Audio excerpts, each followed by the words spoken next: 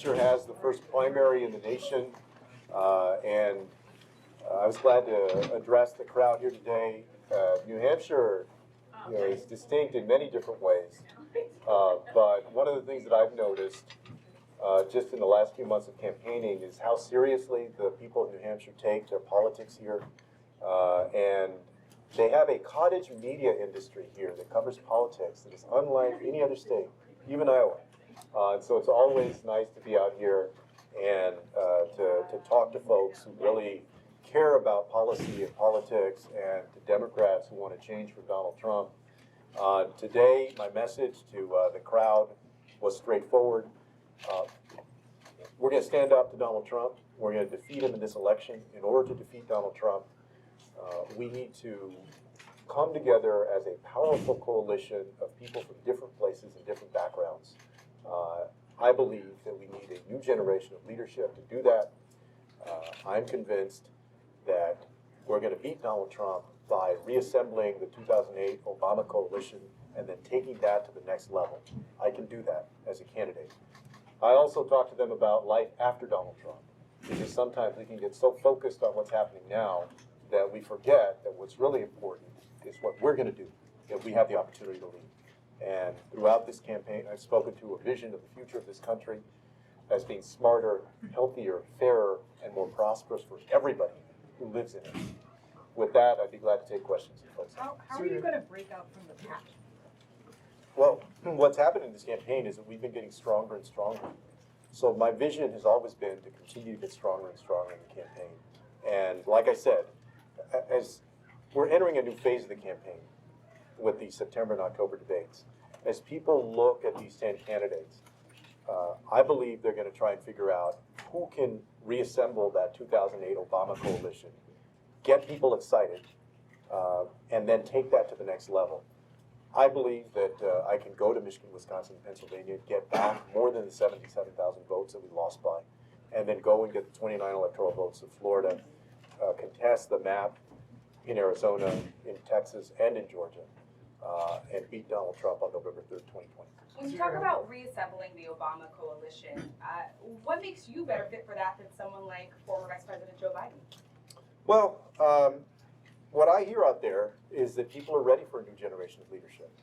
And if you notice, when the Democrats have won in the modern era of presidential politics, with whether it was John Kennedy or Jimmy Carter or Bill Clinton or Barack Obama in 2008, it was with a new, exciting face to the party. And I believe that people are looking for that again. So, I'm going out there and painting the picture, articulating my vision for the future of the country. We do a couple more questions. You mentioned mental health during your remarks, and you got a pretty positive reaction. Just anecdotally, in polling, New Hampshire voters say the opioid crisis is usually the top issue. Our readers of the King Sentinel certainly think that. What does enforcing things like mental health parity look like? Matching state funds. Can you just go into some of your plans there? Yeah. Well, it means dedicating the resources to mental health care. It means, for instance, when we transition to a system of health care that is based off of Medicare, that our reimbursement rates for mental health care are sufficient. It means investing in especially rural communities where rural hospitals across this country have been closing their inpatient psychiatric facilities or closing down altogether. It also means investing in the VA, in their ability to provide mental health care. We know that today that we lose about 20 veterans a day to suicide, which is 20 too many. So we need to invest in mental health care in the VA, bringing mental health care on par with physical health care. I also connect the dots of, for instance, the fact that more than half of the people in this country who died because of a gun died by suicide.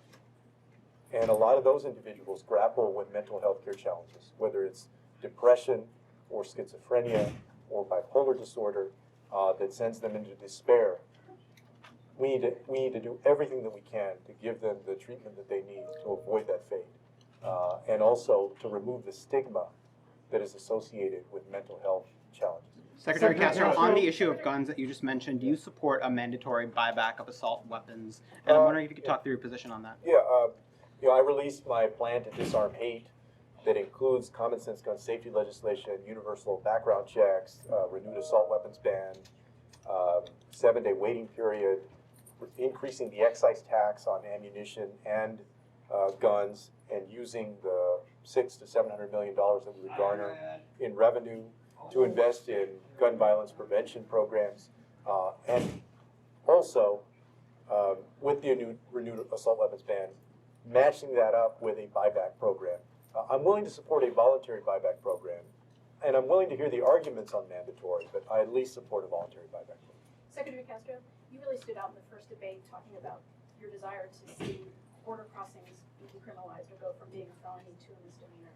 There are a lot of Democrats who are very concerned that by pushing you and others pushing so far to the left on immigration, that is going to push some moderate Democrats or people who don't like President Trump back over to him, that this is just simply going too far for a lot of people. Can you address There's that? no evidence to that. First of all, what I've proposed is just common sense, and it's the way that the United States did this for 60 years. So what I've proposed is basically the way that we treated immigration under Reagan, under George H.W. Bush, under Gerald Ford, under a number of other presidents. There's nothing radical about that. I've said that we're going to maintain border security, but we're going to treat people with compassion and with common sense instead of cruelty. And what I believe is that more people are turned off by Donald Trump's cruelty toward little children than believe that we can't still have strong border security if we make something civil versus criminal. I also think that the media need to do a lot better job of explaining to the American people that the immigration system is mostly a civil immigration system. When somebody is up for deportation, that's a civil process. That is not a criminal process.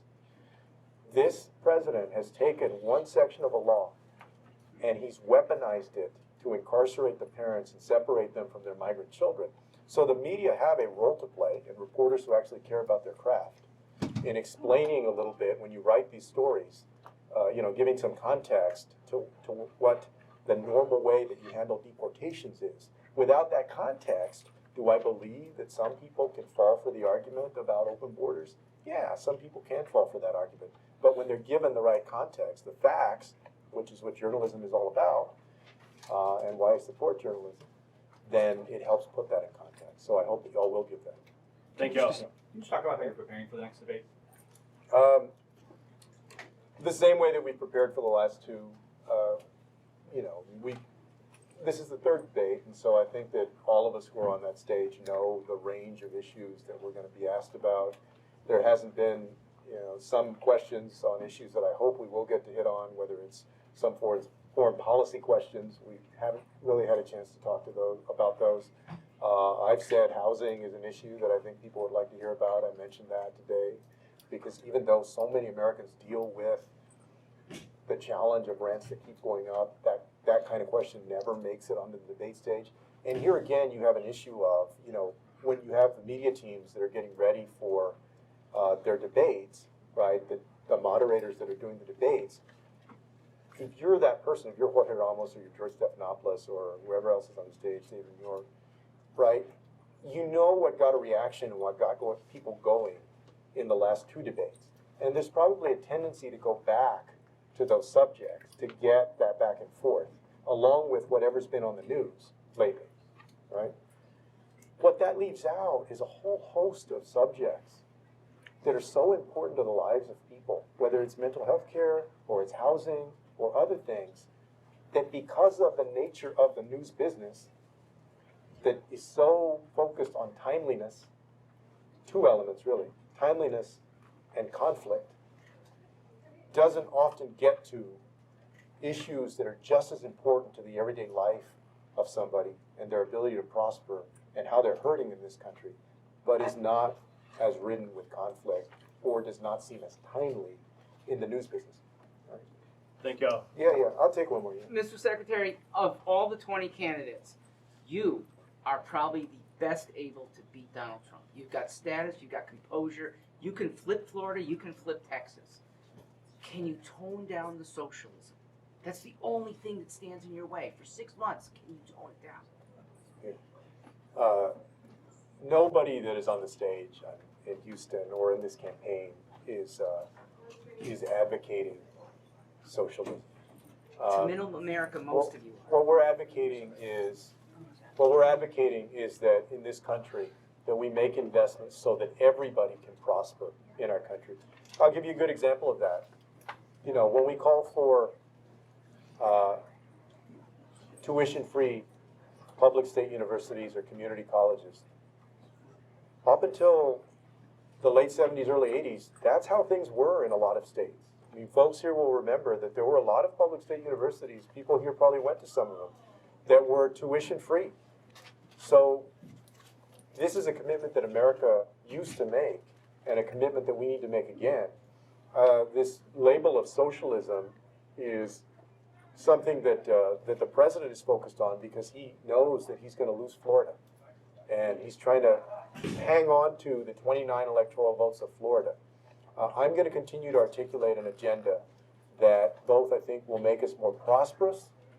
On the debate stage the other day, the town hall the other day at CNN, I talked about the clean energy economy and how many good jobs we can create for the youngest generation of Americans.